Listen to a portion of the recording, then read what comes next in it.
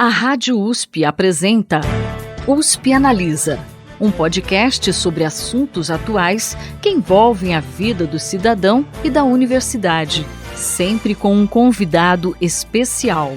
USP Analisa.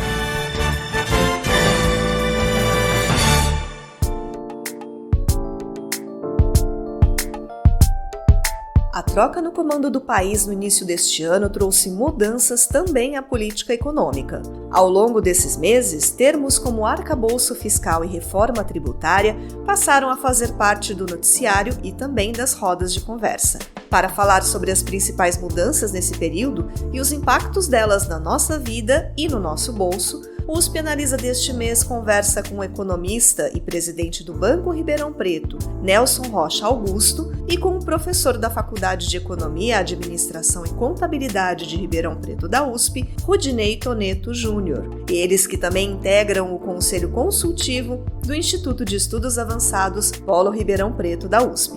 E já são os nossos convidados anuais aqui, né, professores? Sejam muito bem-vindos. Obrigado pela oportunidade.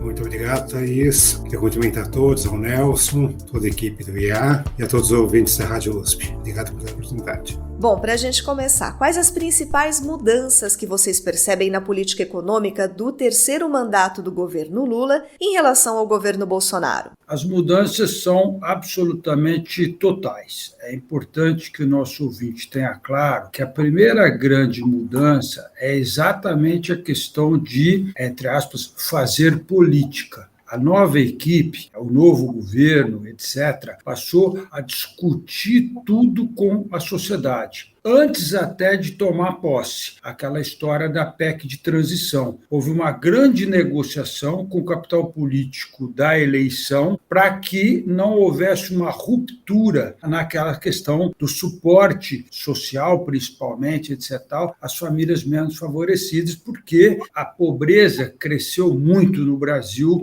no período anterior. A dificuldade das pessoas foi muito grande. Mesmo a inflação tendo caído no último trimestre do ano passado, foi de uma maneira artificial, por conta de N mecanismos de mudança dos impostos, principalmente nos combustíveis, etc., que acabaram trazendo um determinado cenário. Então, a perspectiva para este ano de 23 para a economia brasileira era uma perspectiva muito ruim. Boa parte dos analistas esperavam PIB zero, alguns deles até esperavam PIB negativo, esperavam uma dificuldade fiscal, digamos assim, absolutamente gigantesca, em que nós não íamos ter como fechar as contas. Enfim, vamos resumir aqui, é quase que assim, o mundo vai acabar. E o mundo não acabou, porque o mundo não acaba, e a questão de conseguir fazer os debates todos e com muita técnica, resolvendo cada um dos principais problemas dos pilares macroeconômicos brasileiros, como você citou, Thaís. Então, primeiro, uma outra proposta, que é a proposta do arcabouço fiscal, que não é mais o teto do gasto. Vamos só lembrar que o teto do gasto teve efeito importante, sim, para a economia brasileira, sem dúvida nenhuma, mas ele já não estava sendo mais cumprido, porque nos últimos anos ele foi furado, esse teto, várias vezes. Então não adianta você ficar insistindo com uma determinada regra, mesmo sendo uma cláusula constitucional, que não estava sendo cumprido. Então, progressivamente, você construiu um mecanismo que a sociedade entendeu, a sociedade apoiou, o Congresso Nacional aprovou, ainda falta a aprovação definitiva, porque o Senado, como todo mundo sabe, modificou, e agora a Câmara precisa dar o veredicto. Mas, conceitualmente, a sociedade abraçou essa questão, que é uma questão de longo prazo, que é uma questão que reduz, digamos assim, o chamado risco de cauda num desequilíbrio fiscal que traria uma explosão da dívida interna, que já é muito grande, que já é um fardo enorme que a economia brasileira carrega. Isso está absolutamente sacramentado. Claro que esse novo arcabouço, ele depende de um crescimento econômico, ele depende de um aumento na arrecadação, que ainda traz algumas questões de desafios para os gestores, mas não traz mais incerteza, porque os números são conhecidos e as regras estão estabelecidas e serão cumpridas. Então, isso muda completamente aí a situação. Não menos importante, você foi fazendo uma série de outros programas dentro do governo, muito mais focalizados. Os programas sociais, você restaura muito claramente ali Bolsa Família, define foco no Bolsa Família, não fica distribuindo isso para as pessoas que não têm necessariamente direito e que não precisam desse tipo de benefício, e progressivamente a conjuntura fiscal vai demonstrando que ela é, sim, desafiadora, mas ela é possível, e nós até agora praticamente não tivemos, decorridos 6 meses de governo, nenhum desequilíbrio fiscal, muito pelo contrário, na conjuntura. Não tem na perspectiva de longo prazo por causa do arcabouço e não tem na gestão do dia a dia. As coisas estão equilibradas. Isso é muito importante, porque neste equilíbrio, com uma redução muito expressiva que a inflação brasileira acabou apresentando, fruto de uma redução importante no preço das commodities, uma redução importante nos custos de produção. Nós temos sobra de energia no Brasil, nós tivemos uma safra agrícola espetacular, muito, muito acima do que o mais otimista podia esperar, e nós tivemos uma apreciação do real, uma queda na taxa de câmbio. A somatória de tudo isso indica não só uma inflação extremamente baixa, milimetricamente negativa no mês de junho, muito próxima de zero agora no mês de julho, mas também uma perspectiva para frente com uma nova ancoragem, digamos assim, ou uma ancoragem em outros números da expectativa inflacionária. Mesmo os analistas mais pessimistas não esperam uma inflação acima de 4 no ano que vem. Lembrando que a meta é 3, com um intervalo de tolerância de 1,5. Também nesse sentido, o Conselho Monetário Nacional mudou a determinação da meta inflacionária para uma meta ao longo do tempo e não dentro do calendário. Isso dá mais flexibilidade para poder trabalhar. Em suma, a macroeconomia brasileira está bem equilibrada. O que está fora de lugar é o tamanho da taxa de juros, que está escrito nas estrelas que agora em agosto começa a cair. Na minha opinião, vai ter que cair numa velocidade mais rápida. Se o Banco Central não fizer isso em agosto, que até é possível que ele não faça, vai ter que acelerar o corte depois, porque está atrasado, porque o fiscal está equilibrado, o custo de produção está muito bom, inflação está muito boa e as coisas estão numa linha que a taxa de juros está fora do lugar, e se ele realmente demorar mais para cortar, vai ter que acelerar a velocidade de corte. Nós vamos ter um ciclo, a meu ver, bastante longo de redução de taxa de juros no Brasil. Acho que a gente vai aí dessa casa de 13,75 na Selic que está hoje, para algo próximo de 9 lá no final do ano que vem, talvez até um pouquinho abaixo disso, dependendo do cenário até lá.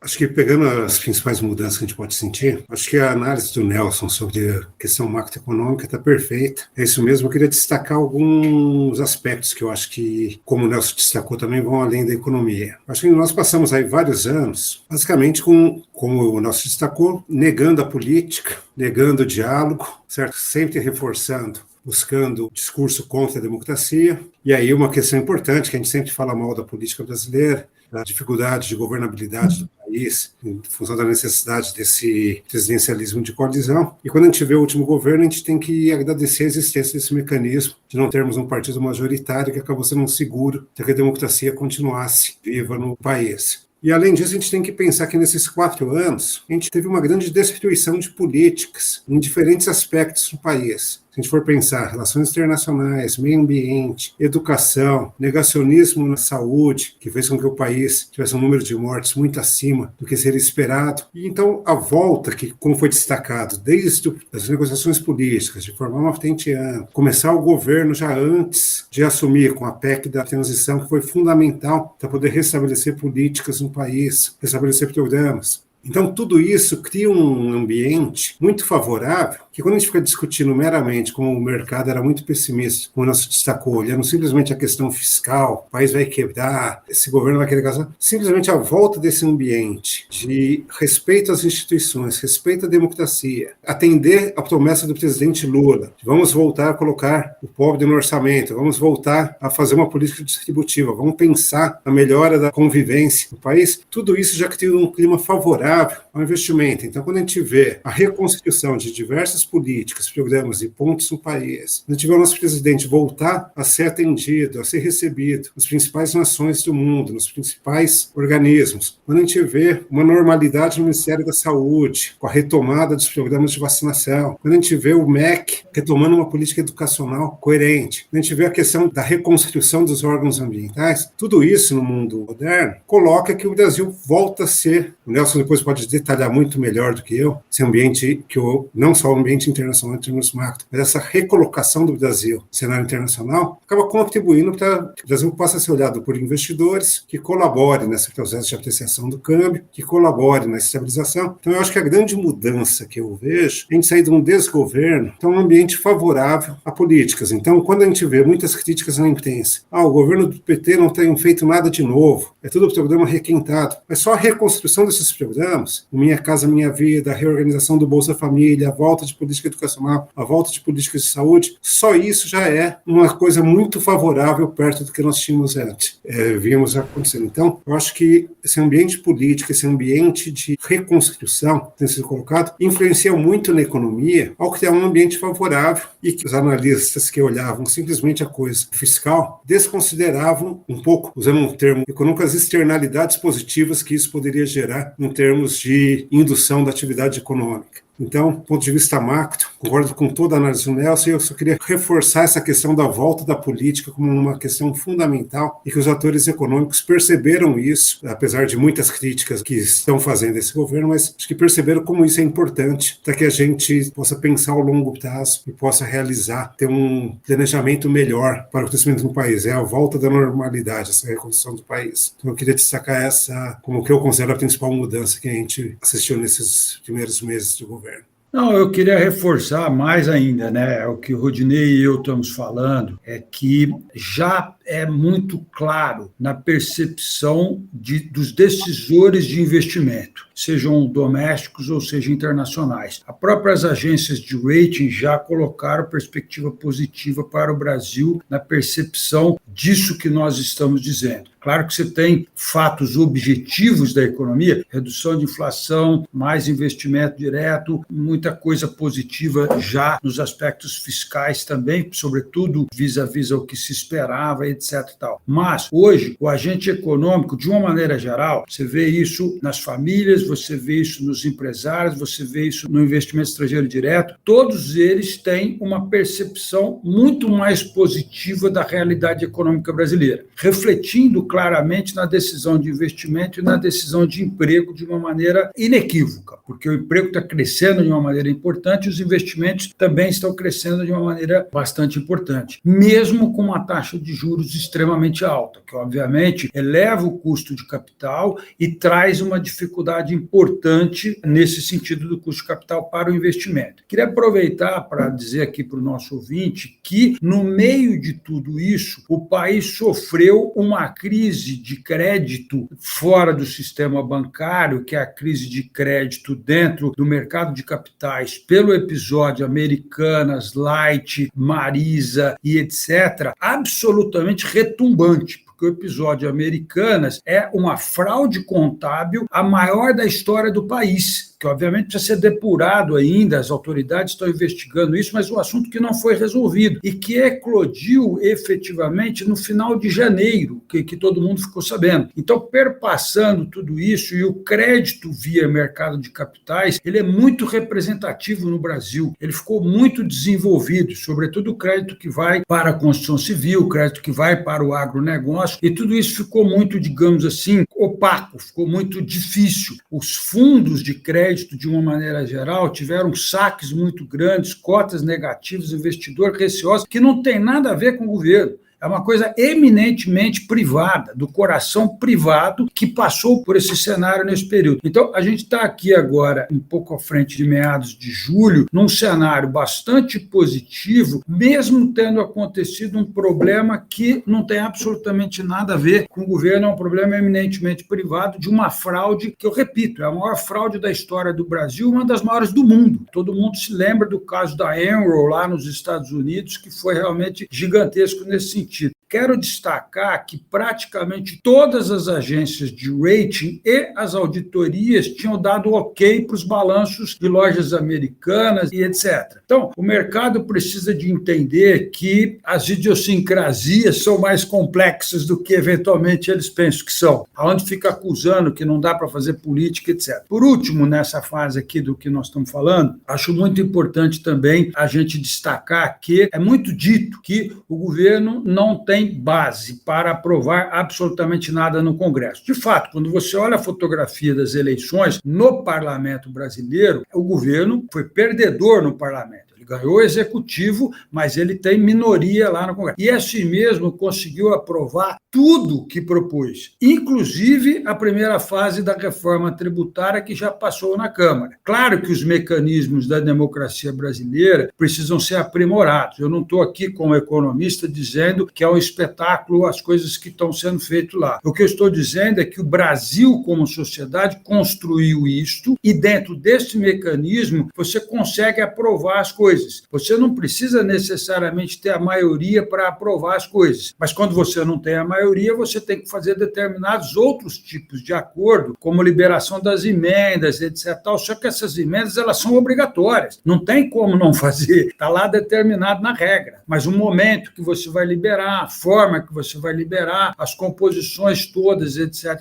Elas trazem um certo, digamos assim, incômodo, correto, por parte dos cidadãos de bem, porque aquele negócio é meio, lembrando lá a velha frase, parece que o Winston Churchill que disse isso, que política e salsicha, se você souber como faz, você não consome, né? Porque esse negócio é meio complicado. E sim, é complicado, mas não é nada diferente do que sempre foi feito e as coisas estão sendo aprovadas. A sociedade está claramente a favor da reforma tributária. Praticamente todos os empresários, praticamente todos os setores, o setor bancário que eu represento, o Febraban, fez N declarações a favor da reforma tributária, etc. Isso tende a trazer uma impulsão para a economia brasileira, porque simplifica muito todos os processos, traz um aumento de produtividade, traz uma eficiência muito significativa, e nós, como sociedade, estamos literalmente, depois de mais de 30 anos discutindo isso, na cara do gol de virar normal. Por que eu estou te chamando de virar normal? Para o nosso ouvinte entenda isso. Se não me engano de cabeça, são 167 países que trabalham com o IVA, que é o Imposto sobre Valor Agregado, nos impostos de consumo, que é a grande maioria, inclusive, dos países desenvolvidos, trabalham dessa forma. Há muito tempo. Portanto, nós não estamos inventando a roda. O que está sendo feito no Brasil agora é aquilo que já deveria ter sido feito há muito tempo e traz, sim, eficiência alocativa, porque praticamente diminui muito ou quase acaba com a chamada guerra fiscal. Então, você vai escolher para botar uma fábrica onde a fábrica pode ser mais produtiva, mais eficiente ou mais próxima do mercado, não onde você tem uma vantagem fiscal. E assim por diante. Com o ambiente tecnológico que a gente vive hoje, você consegue literalmente integrar esse sistema todo nas 3 esferas do governo e ter uma visibilidade absolutamente total do que está acontecendo do ponto de vista dos impostos sobre o consumo, baixando sensivelmente, inclusive, a chance de evasão fiscal e etc. Então, a discussão que está acalorada agora é que, mas a alíquota vai ser muito alta. Se a gente conseguir, como sociedade, diminuir significativamente aqueles setores que fizeram lobby, que ficaram beneficiados porque estão fora da base tributária ou têm uma base tributária muito menor, essa alíquota tende a ser menor. E repetindo, a alíquota vai ser estabelecida por lei complementar com o norte de manter a carga fiscal e não aumentar. Portanto, a sociedade precisa entender isso se a gente conseguir dar esse próximo passo. Repito, acho que estamos maduros nesse sentido. As estimativas são de uma impulsão de crescimento por eficiência, por produtividade muito robusta. Tem algumas análises que enxergam aí 5, 6 pontos percentuais do PIB depois de todo o sistema implementado. É muita coisa. Só com uma reforma importantíssima, sem dúvida nenhuma, mas com uma reforma que, eu repito, foi aprovada no apagar das luzes, digamos assim, do Congresso, da Câmara, melhor dizendo, desse primeiro semestre. Falta ainda o Senado, que deve corrigir algumas das distorções que saíram de lá.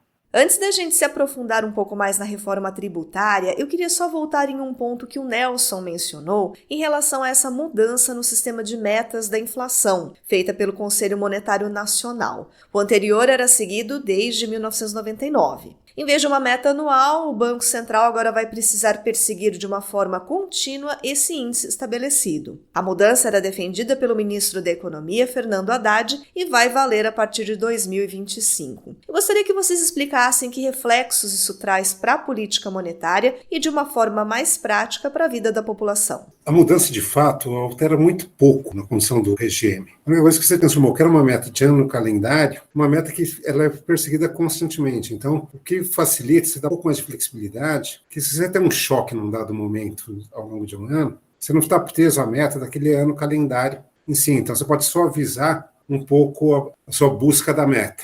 Então, você pode ter um choque no final do ano, um choque de oferta. A Rússia destrói o porto da Ucrânia lá e o preço de grãos dispara. Você vai ter um choque inflacionário que vai ser muito concentrado num dado momento. Então, te flexibiliza como que você responde a isso ao longo de você buscar a meta. Mas se você for pensar que você já está trabalhando com metas aí, alongadas, aí você já está definindo meta para 24, 25, 26, já tem todo um cenário, você já define mais ou menos o cenário que você sabe que você tem um choque agora, se você não conseguir atingir esse ano, você consegue ter os instrumentos para poder buscar a meta de 24, 25. Agora você simplesmente colocou que a busca da meta não se dá de forma contínua. Eu não sei a opinião do Nelson, mas você simplesmente oficializa algo que já foi feito, inclusive, nos outros governos do PT, quando você acomoda determinado choque que você vai pegar mais efeitos secundários. Eu acho que é um refinamento que oficializa, que legitima uma busca uma resposta mais responsável a choques. Porque senão, a taxa de juros que nós estamos aí hoje em dia, imagina se tem um choque e com essa diretoria agora do Banco Central, fala assim, não, 10% de juros real ao ano é pouco. Como nós já estamos, vamos deixar fazer assim, não, aumentou o preço de grãos, vamos agora buscar a meta em 2023, então precisamos colocar a meta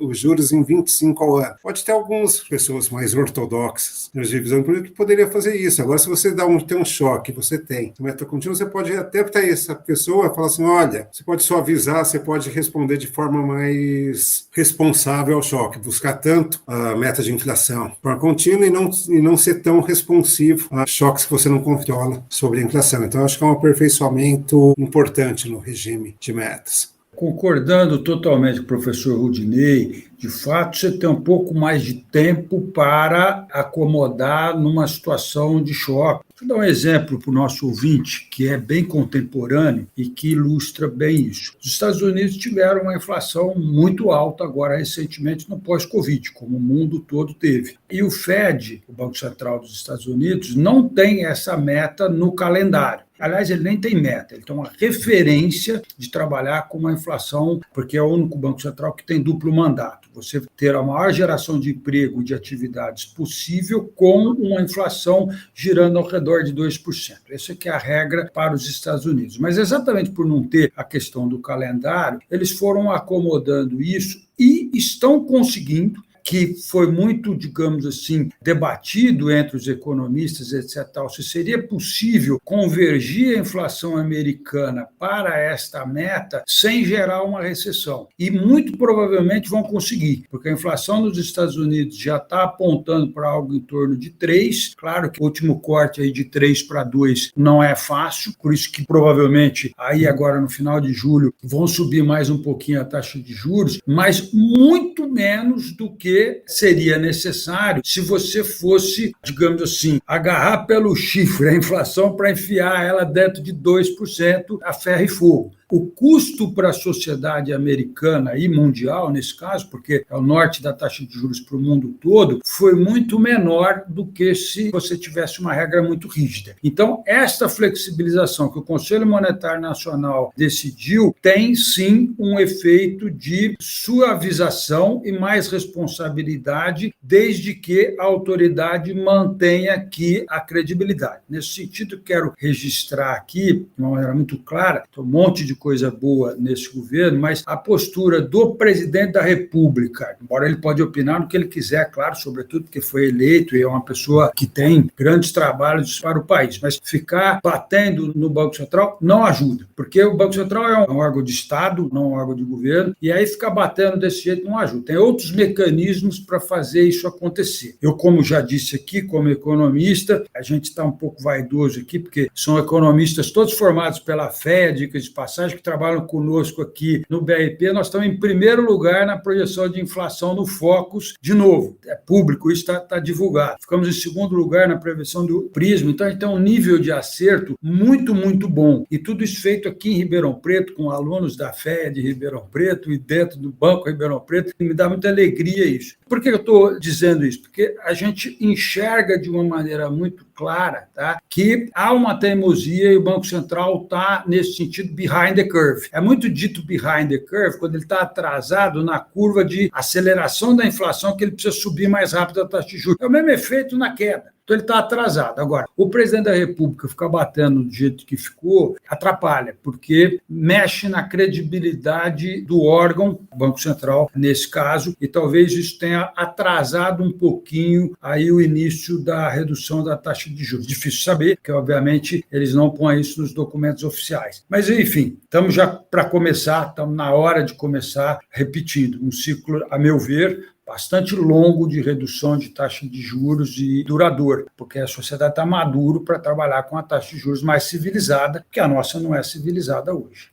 E voltando agora na reforma tributária que o Nelson estava comentando, o Imposto sobre Bens e Serviços vai substituir o ICMS e o ISS, e o dinheiro será gerido por um conselho federativo formado por representantes de estados e municípios. Isso irritou muitos prefeitos e governadores que reclamaram de perda de autonomia. Que consequências vocês acreditam que esse imposto vai trazer para o Pacto Federativo?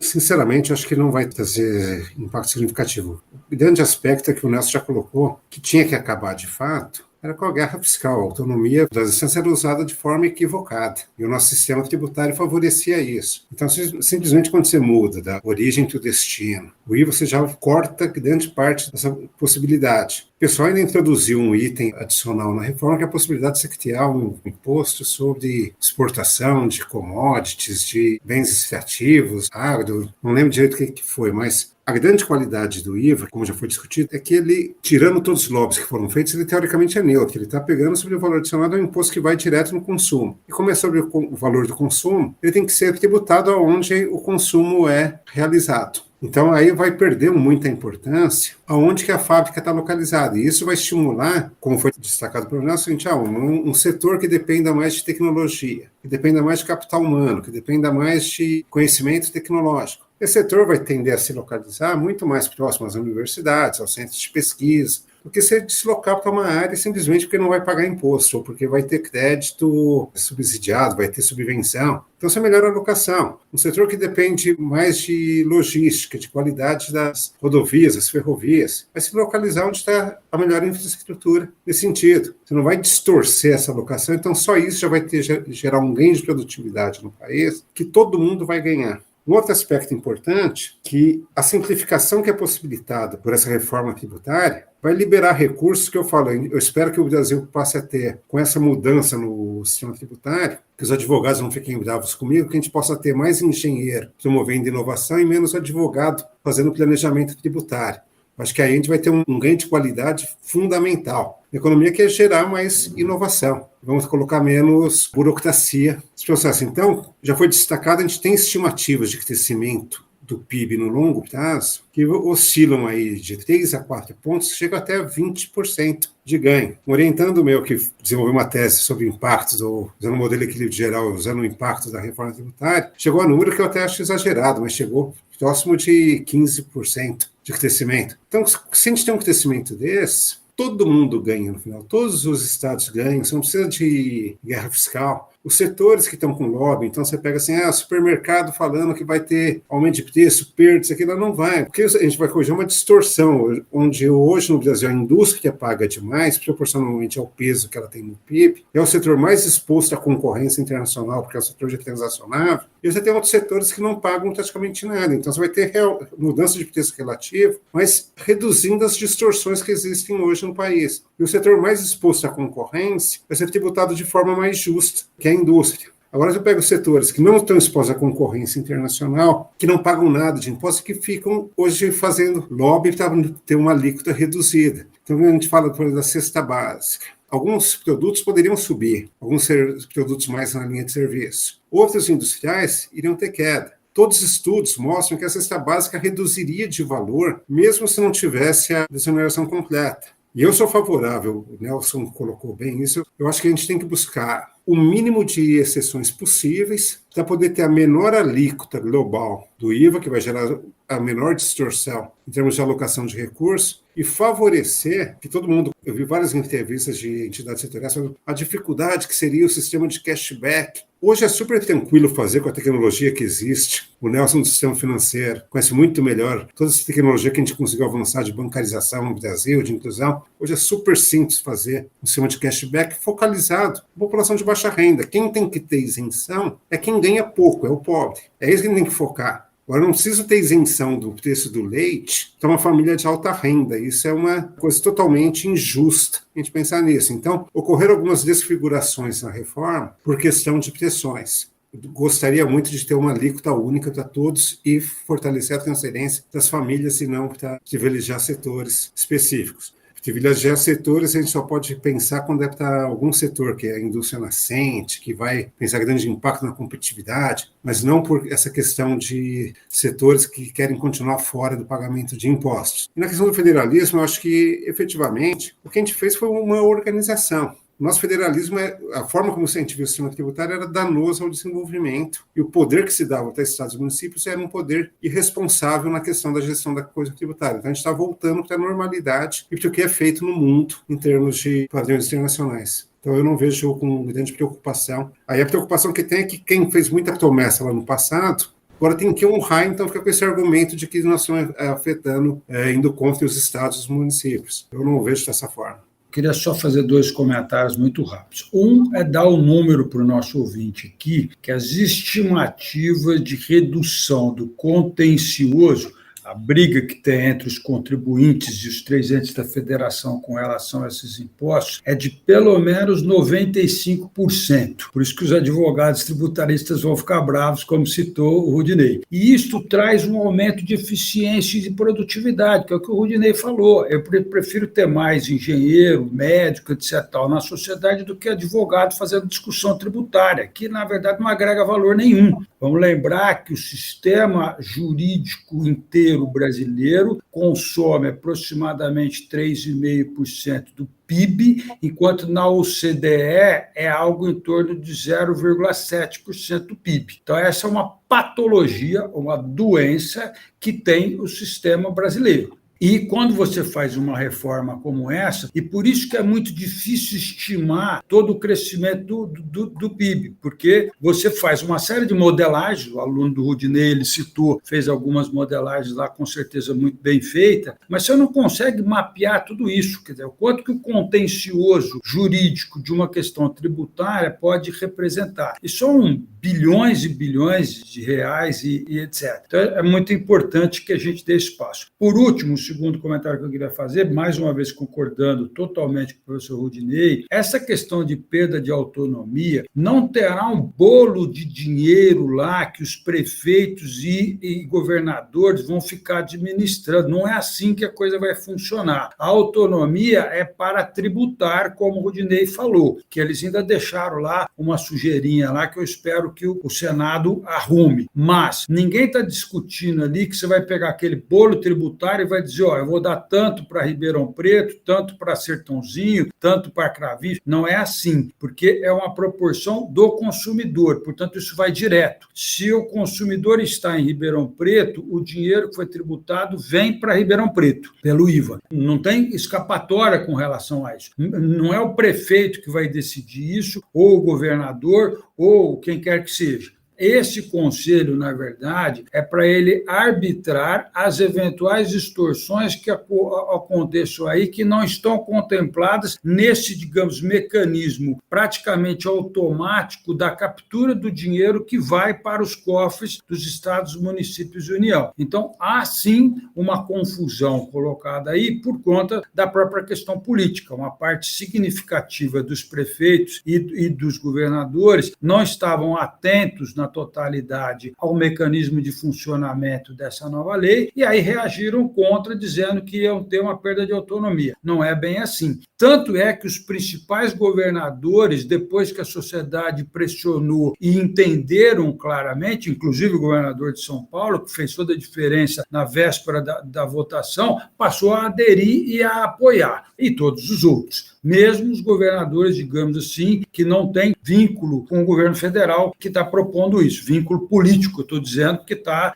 na oposição. O governador de Minas não foi contra, e ele está na oposição. O governador de São Paulo não foi contra, e ele está na oposição. Por quê? Porque isso é uma questão de Estado. É uma questão de melhoria de eficiência e melhoria para a população como um todo e para a economia brasileira. Todo mundo ganha.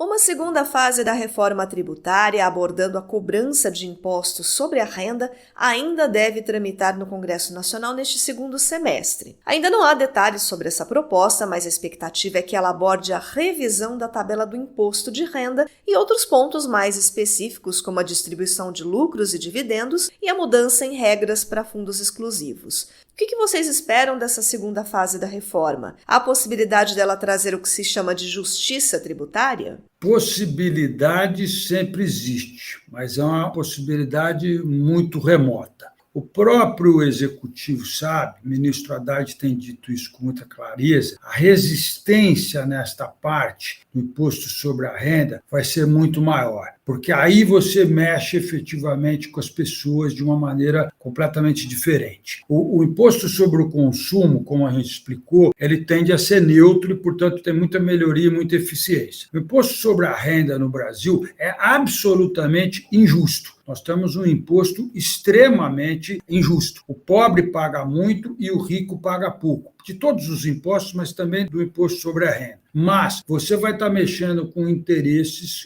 muito difíceis, com lobbies pesados dentro do Congresso, e não tem uma fórmula ali, como tem no caso que nós discutimos, de uma entrada em vigor de longo prazo, paulatino, progressivo, onde você vai testando as alíquotas e etc. Então a resistência tende a ser muito maior. Vamos explicar alguns deles que acho que vale a pena, bem rapidinho, para o nosso ouvinte ter clareza. A questão dos fundos exclusivos, por exemplo.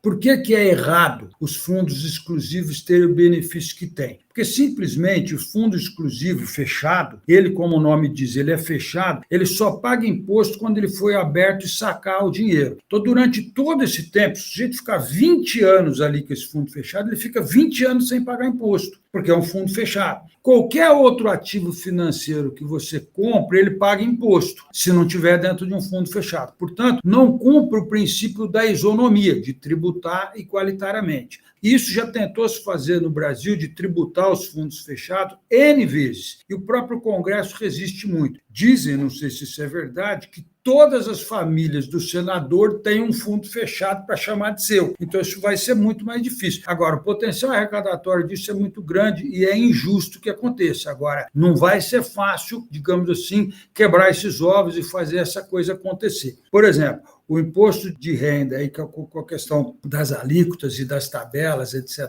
Todo governo tenta melhorar isso, no sentido de diminuir o peso, a carga tributária sobre a renda que tem aqui no Brasil, que é realmente muito pesada para os pobres e muito leve para os ricos, quando você compara com outros países. A referência aqui é a OCDE. O imposto sobre a renda na OCDE é em torno de 40%. Aqui no Brasil é muito menor do que essa. Mas aí tem algumas questões questões também que estão muito carregadas de aspectos ideológicos que é importante a gente esclarecer aqui. Por exemplo, o imposto sobre os dividendos, que no Brasil é isento, é muito justo que passe a cobrar também imposto sobre os dividendos. No entanto, o imposto de renda da empresa é muito alto no Brasil. Então, você vai ter que reduzir o imposto de renda da empresa para tributar a parte que vai para o acionista, que são os dividendos. E, portanto, não dá para você manter um imposto sobre a empresa muito alto e aí você também tributar quando distribui para o acionista. Senão o acionista não tem estímulo nenhum para investir. Então, vai ter que equilibrar um pouco essas coisas. E isso é muito complexo de ser feito, é muito difícil de ser feito, é muito fácil você dizer, tem que tributar o dividendo. Eu também acho que tem, como economista, como empresário, banqueiro, etc.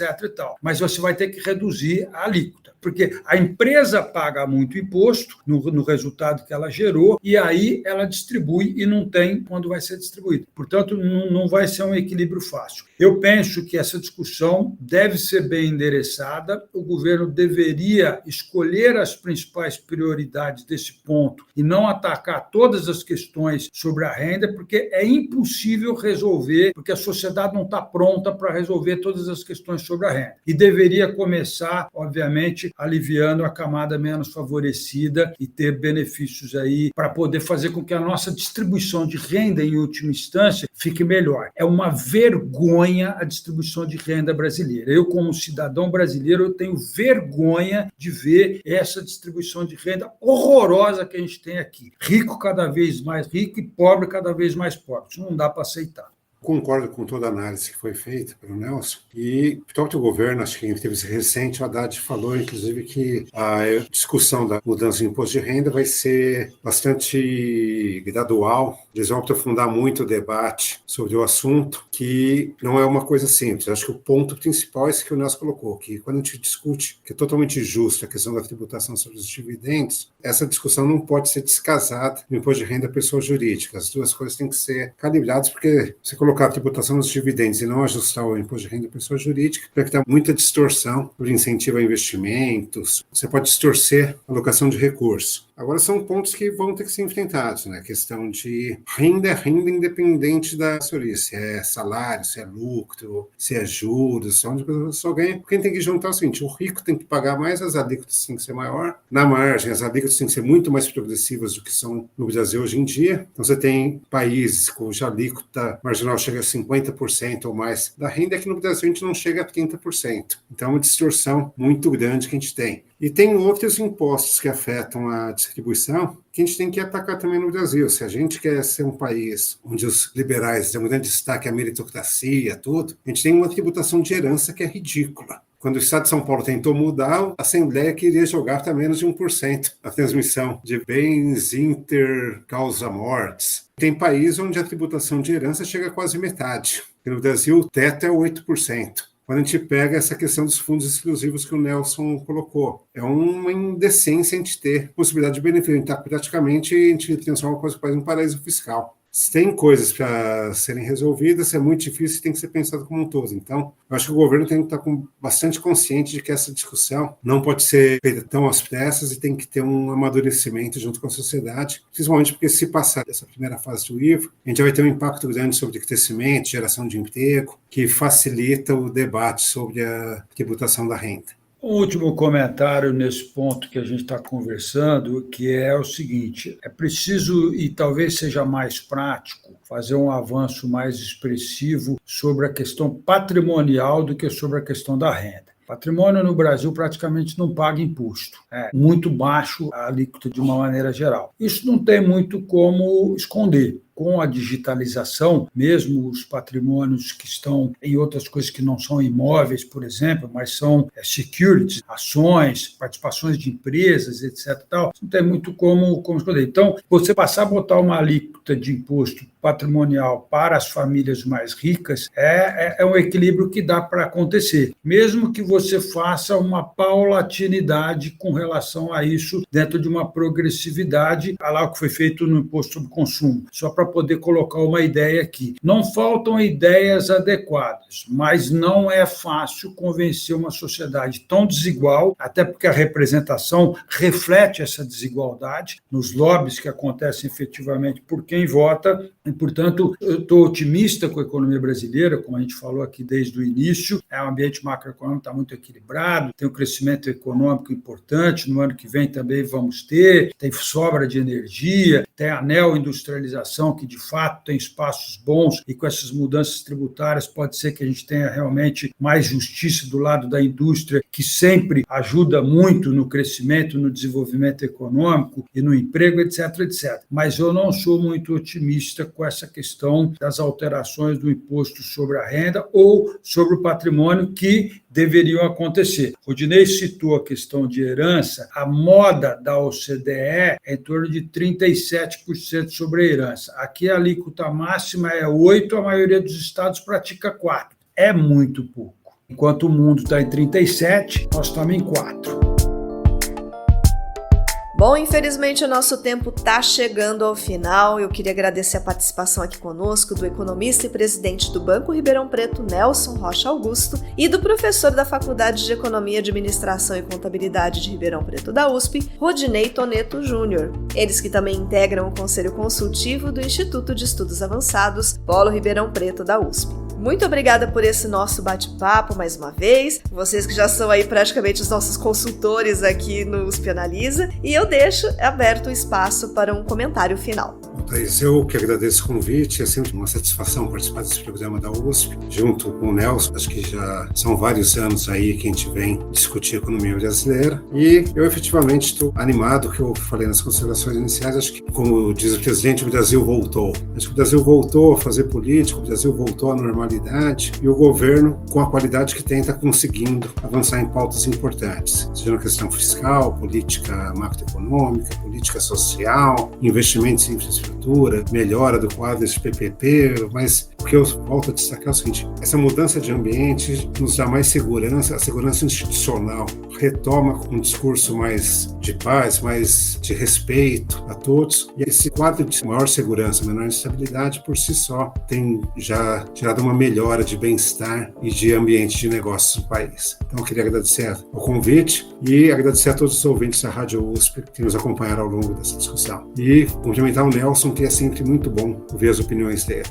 Queria agradecer também a oportunidade aos ouvintes da Rádio USP, ao convite por estar participando aqui dessa conversa tão boa, prazerosa, professor Rudinei, e estamos à disposição. Queria finalizar aqui dizendo que esta volta à normalidade que o Rudinei resumiu e que nós destacamos ao longo desse programa de hoje não é pouca coisa. Os efeitos disso para a economia e para a cidadania são, assim, absolutamente significativos. A gente não sabia que sair da normalidade era tão ruim assim. E apenas voltamos à normalidade, mas não é pouca coisa. E agora temos que desenvolver o país, porque tem muita coisa para ser feita. Na verdade, a gente voltou à normalidade, já tem uma sensação muito positiva e perspectivas realmente muito positivas. Mas a construção do país é algo muito mais complexo. Então, resgatar realmente a questão da educação, a própria questão da saúde, a própria questão ambiental, que o norte da questão ambiental hoje já é completamente diferente do que há 6 meses atrás, mas tem muito efeito para acontecer ainda, para que a população possa, de fato, viver melhor. Mais uma vez, muito obrigado pela oportunidade. É sempre um prazer estar aqui com vocês, particularmente o professor Rudinei. O USP Analisa deste mês fica por aqui, mas eu volto em setembro com mais um tema bem interessante para a gente discutir. Até lá! Você ouviu USP Analisa, um podcast da Rádio USP Ribeirão em parceria com o IEA, Instituto de Estudos Avançados, Polo Ribeirão Preto.